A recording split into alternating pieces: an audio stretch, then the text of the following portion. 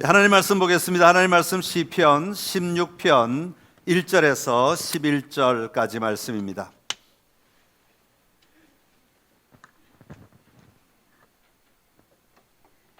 시편 16편 1절에서 11절까지 말씀, 저와 여러분이 한 절씩 교독하겠습니다. 하나님이여 나를 지켜 주소서. 내가 주께 피하나이다. 내가 여호와께 아뢰되 주는 나의 주님이시오니 주밖에는 나의 복이 없다 하였나이다. 땅에 있는 성도들은 존귀한 자들이니 나의 모든 즐거움이 그들에게 있도다. 다른 신에게 예물을 드리는 자는 괴로움이 더할 것이라. 나는 그들이 드리는 의 전제를 드리지 아니하며 내 입술로 그 이름도 부르지 아니하리로다. 여호와는 나의 산업과 나의 잔의 소득이시니 나의 분깃을 지키시나이다. 내게 줄로 재어준 구역은 아름다운 곳에 있으며 나의 기업이 실로 아름답도다. 나를 훈계하신 여호와를 송축할지라. 밤마다 내 양심이 나를 교훈하도다. 내가 여호와를 항상 내 앞에 모시며 그가 나의 오른쪽에 계심으로 내가 흔들리지 아니하리로다. 이러므로 나의 마음이 기쁘고 나의 영도 즐거워하며 내 육체도 안전히 살리니 이는 주께서 내 영혼을 소홀히 버리지 아니하시며 주의 거룩한 자를 멸망시키지 않으실 것임이니이다. 주께서 생명의 길을 내게 보이시리니 주의 앞에는 충만한 기쁨이 있고 주의 오른쪽에는 영원한 즐거움이 있나이다. 아멘. 할렐루야. 오늘 이렇게 기쁜 주일을 맞아 함께 예배드리는 여러분의 삶의 자리에, 여러분의 가정에 하나님의 놀라운 은혜가 함께 하시기를 간절히 기원합니다. 오늘은 지난주에 이어서 가정의 기초 두 번째 시간입니다.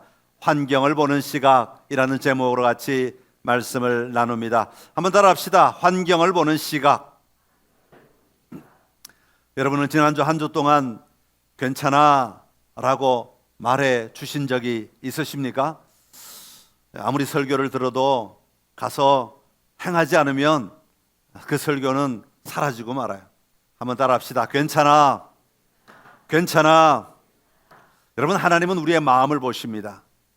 하나님은 우리의 마음을 보시는데 마음을 다하여 살아가는 우리의 삶의 자리에서 하나님은 우리에게 지금 완전하지도 않아도 괜찮다, 그렇게 말씀하십니다.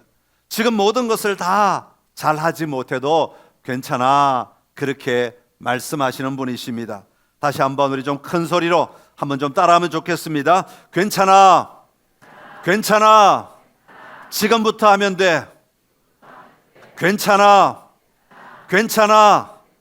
다시 하면 돼. 괜찮아. 괜찮아.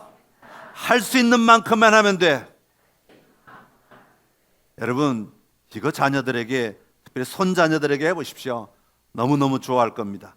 여러분, 괜찮아요. 하나님, 우리가 마음을 쏟고 살아가면 하나님 그것으로 그 삶을 사용하시겠다고, 또 다스리시겠다고 말씀하시는 줄로 믿습니다. 괜찮아 라고 말씀하니까 여러분 어떠십니까? 어떤 분은 지난 한 주간 이 말씀 생각하면서 자기 자신에게 괜찮아 라고 이렇게 말해볼 때 큰 위로가 되었다 하는 거예요. 왜냐하면 내 인생 뒤돌아보니까 완벽한 인생이 아니었어. 완전한 인생이 아니었어. 실수도 하고 넘어지기도 하고 또 우여곡절을 겪으면서 여기까지 왔는데 내가 최선을 다해 살았다고 생각하는데 사람들은 나를 향해서 왜 그렇게 살아? 그렇게 말할지 모르지만 하나님은 나에게 괜찮아, 괜찮아 라고 말씀하신다고 생각하니까 얼마나 위로가 되는지 모른다고 말씀하십니다. 또 어떤 분은 이렇게 말씀하세요. 아유, 괜찮아, 괜찮아 말로는 그렇게 하긴 하는데 여전히 불안해. 여전히 두려워. 아이고, 내가 더 잘 살지 못하면 어떡하지? 내가 더 좋은 모습 보여주지 못하면 어떡하지? 내가 실수하면 어떡하나? 내가 넘어지면 어떡하나? 하는 그런 염려가 계속 되더라고 하는 것입니다. 여러분, 여러분은 여러분의 삶에 대하여 얼마나 만족하십니까? 우리 어르신들, 여러분의 삶의 자리를 뒤돌아보실 때 여러분은 얼마나 만족하십니까? 아마 만족한다 하는 사람들보다 아유, 나는 만족할 수가 없어요. 나는 부족해요. 나는 아직도 모자라요. 나는 제대로 다 하지 못했어요. 아마 그렇게 말씀하시는 분들이 어쩌면 더 많지 않을까 그런 생각을 합니다. 여러분, 오늘 내 삶을 어떻게 보느냐에 따라서 오늘 내 안에 감사가 나오느냐, 아니면 여전히 원망과 불평이 나오느냐, 아니면 두려운 마음으로 살아가느냐, 그런 태도가 달라지게 되는 겁니다. 여러분, 오늘을 살아가면서 무엇이 여러분을 힘들게 합니까? 무엇이 여러분의 삶을 살아가는데 버겁다 느낄 정도로 만들고 있는가 하는 것입니다. 어떤 사람은 여전히 경제적인 문제로 인해서 힘들어하며 살아가실 겁니다. 어떤 가정에서는 가족 간의 관계 때문에 힘들다 그렇게 말씀하실 분도 계십니다. 부모님과의 관계 때문에, 때로는 자녀와의 관계 때문에 이것이 열려있지 않음으로 말미암아 힘들다 그렇게 말씀하시는 분도 계실 겁니다. 또 어떤 분들은 자신의 건강의 문제 때문에 힘들다, 내 직장의 문제 때문에, 내가 하는 일 때문에 힘들다 그렇게 말씀하시는 분도 있을 것입니다. 여러분, 우리가 살아가면서 우리에게 왜 이런 고통이 계속 있을까요? 사실 우리가 꿈꾼 인생은 그런 인생이지 않지 않습니까? 그런 인생이 아니라 그 말이죠. 우리가 꿈꾼 인생은 어떤 인생이에요? 완전한 가정, 완전한 부부, 완전한 가족의 삶, 또 완전한 직장, 이런 삶을 우리는 꿈꾸고 있지 않습니까? 그런데 우리가 살아가는 세상에는 우리가 꿈꾸는 그런 완전한 사람, 완전한 세상은 있지 않다고 하는 것입니다. 그러다 보니까 그 완전한 삶의 그림이 내 안에 이렇게 있는데 그 속에서 언제나 부족함이 느껴지고 결핍이 보이게 되면 우리는 언제나 그것 때문에 견디지 못해 하는 것입니다. 언제나 불안하고 두려움 가운데 살아가는 거죠. 여러분, 여러분에게 주어진 환경이 바뀔 수 있을까요? 나는 가만히 있는데 여러분의 환경이 여러분을 위하여 변화되어 줄까요? 여러분, 그렇지 않습니다. 우리의 환경은 언제나 동일합니다. 우리의 환경은 내가 바꿀 수도 없고 내가 변화시킬 수도 없어요. 언제나 동일하게 우리에게 다가옵니다. 우리의 환경이 바뀌지 않는다면 우리가 그 환경을 보는 태도를 바꿀 수 있다는 겁니다. 우리가 우리에게 주어진 환경을 보는 시각을 바꾸면 그 환경은 분명히 달라지게 되는 것입니다.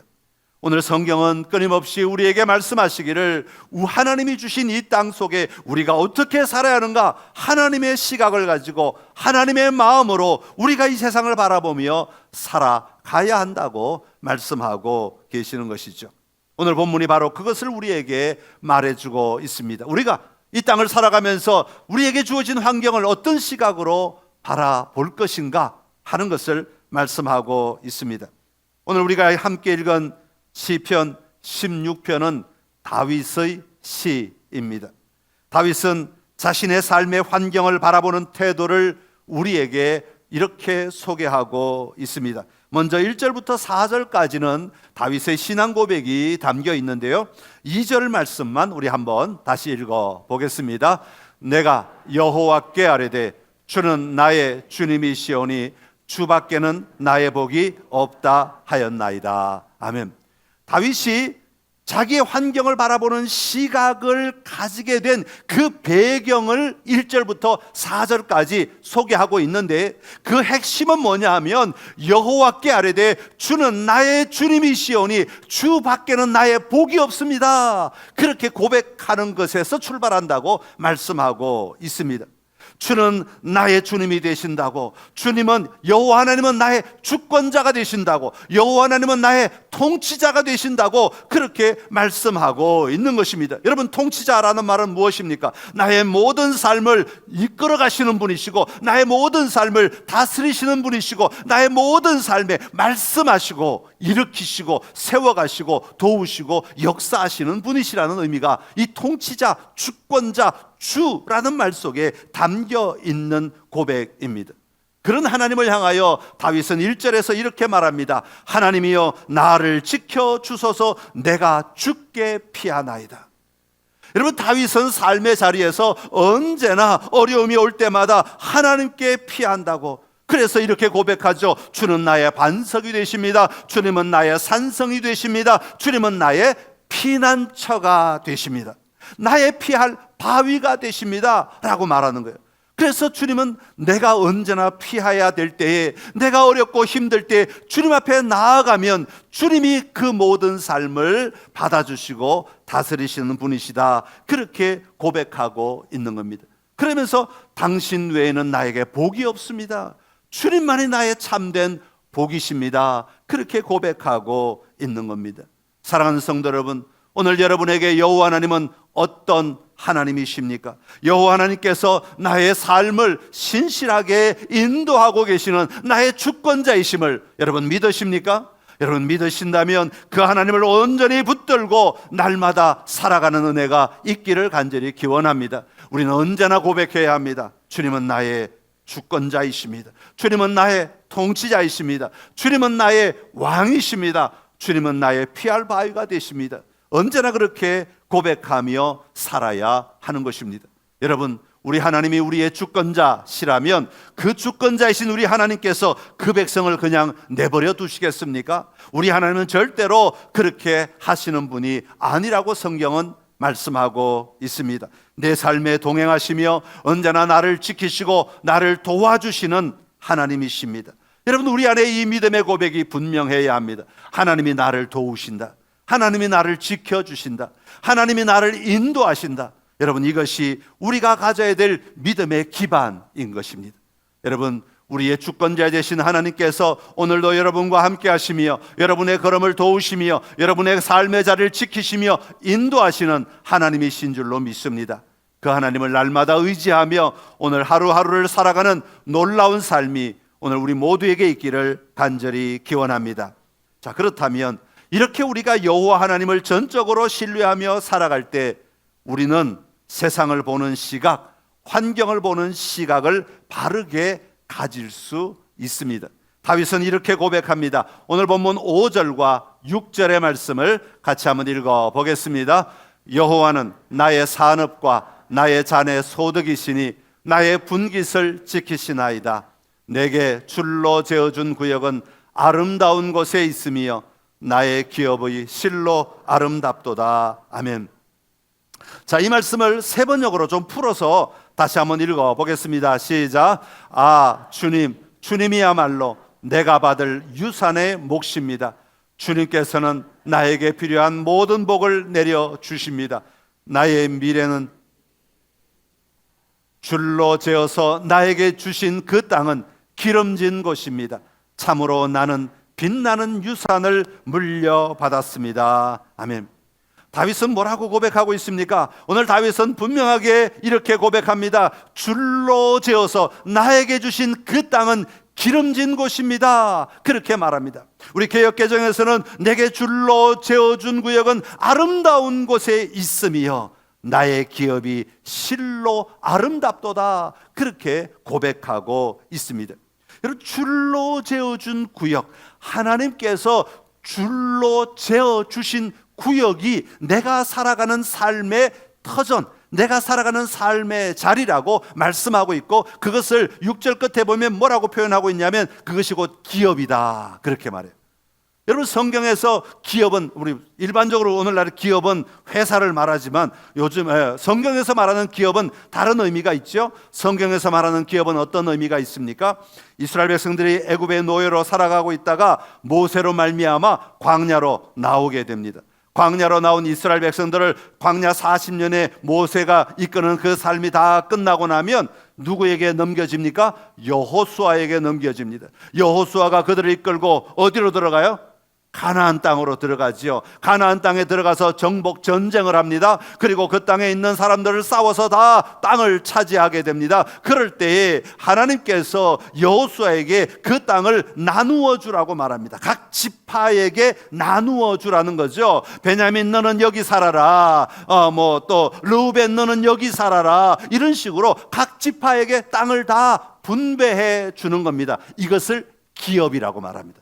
하나님이 주신 기업이라는 말은 하나님이 주신 땅이라는 거예요. 여러분, 성경이 말하는 땅의 개념과 소유의 개념과 오늘 우리가 살아가는 땅의 소유의 개념은 다릅니다. 오늘 우리는 땅을 돈을 주고 사서 내 것이 돼요. 내가 돈 주고 내가 샀기 때문에 내 땅이 돼요. 그러나 성경이 말하는 땅의 개념은 다릅니다. 성경이 말하는 땅은 누구의 것이냐면 하나님의 것이에요.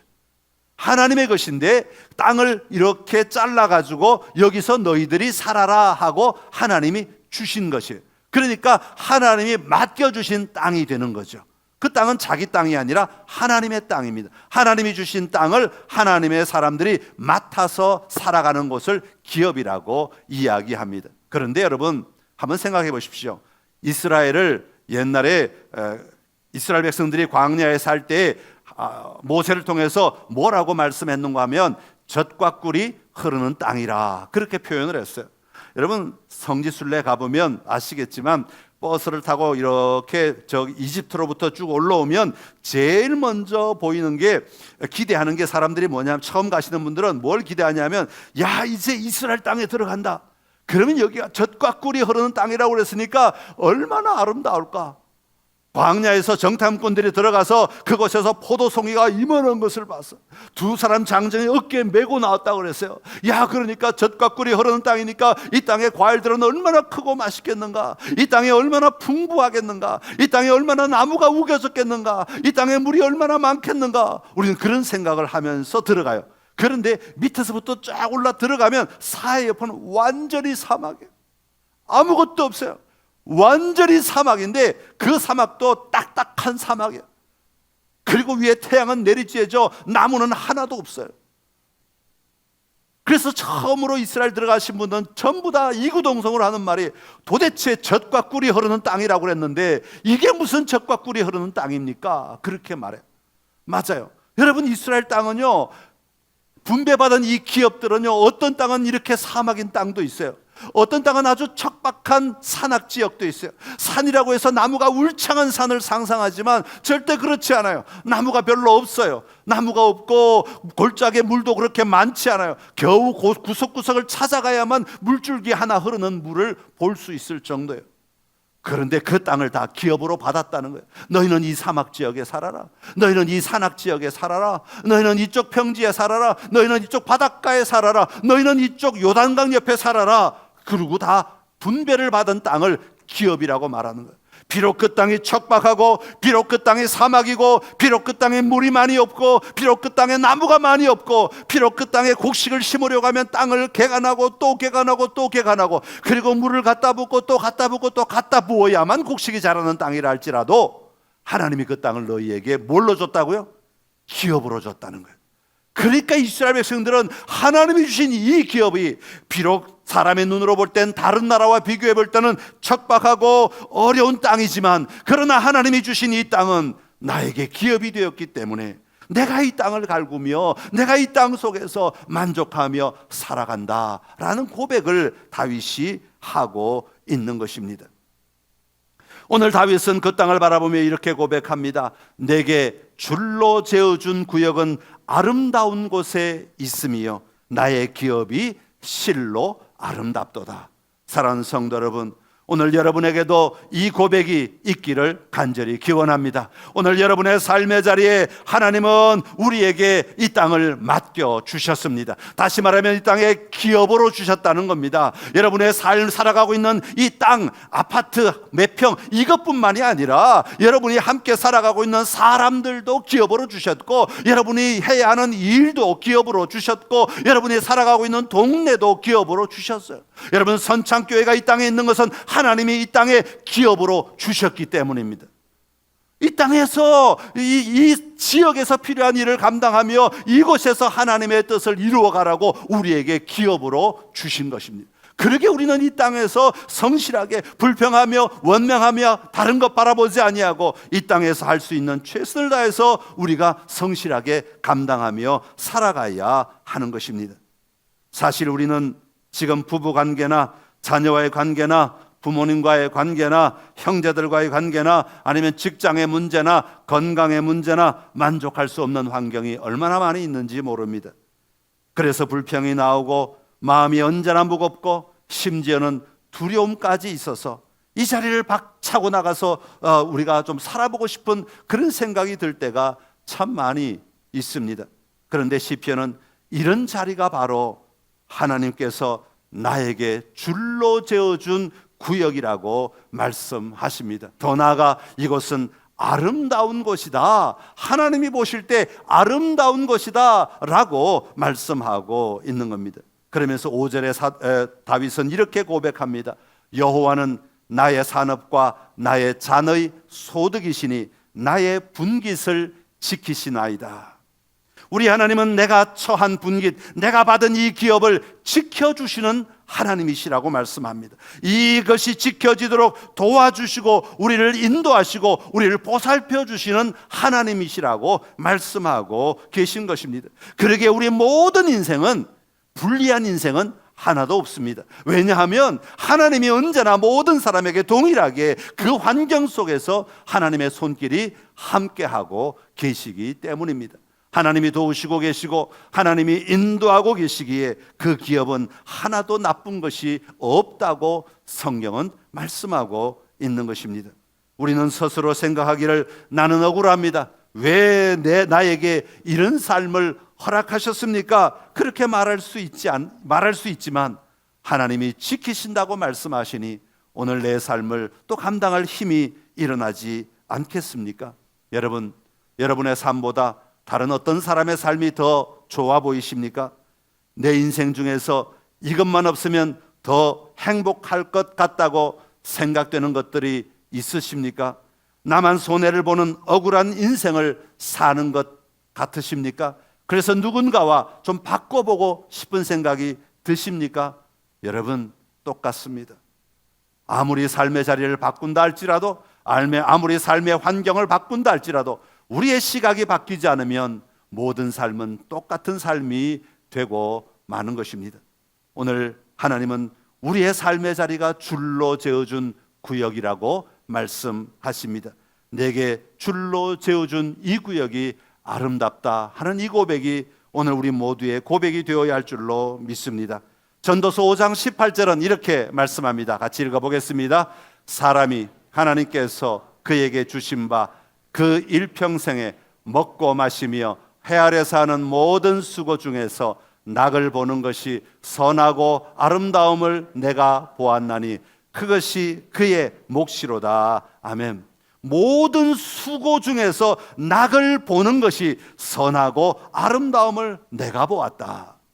우리는 흔히 낙을 보는 것만 생각을 하지만 수고가 있어야 그 수고의 열매 때문에 내가 기뻐하고 내가 즐거워한다는 거죠. 어떤 사람은 그 열매가 남들이 볼 때는 커 보이기도 하고 어떤 사람은 작아 보일지도 모르지만 그 자체가, 그 어려운 땅에서 얻은 그 열매가 나에게는 최고의 열매고 최선의 열매이기 때문에 우리가 그것으로 기뻐하고 즐거워하는 것이 마땅한 것입니다. 전도서 3장 13절은 이렇게 말합니다. 시작. 사람마다 먹고 마시는 것과 수고함으로 낙을 누리는 그것이 하나님의 선물인 줄도 또한 알았도다. 아멘. 우리가 먹고 마시는 것, 수고함으로 낙을 누리는 것, 이 모든 것이 하나님이 우리에게 주신 선물이라고 고백하고 있습니다. 오늘 이 고백이 우리 모두의 고백이 되기를 간절히 기원합니다. 사랑하는 성도 여러분, 하나님은 우리를 지키시는 분이십니다. 오늘 우리를 인도하시는 분이십니다. 그 하나님을 신뢰하십시오. 그 하나님을 의지하십시오.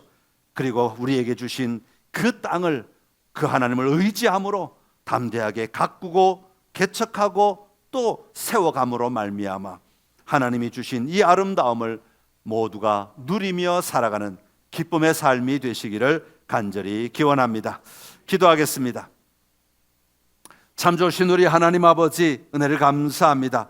내게 줄로 재어준 구역은 아름다운 곳에 있으며 나의 기업이 실로 아름답도다.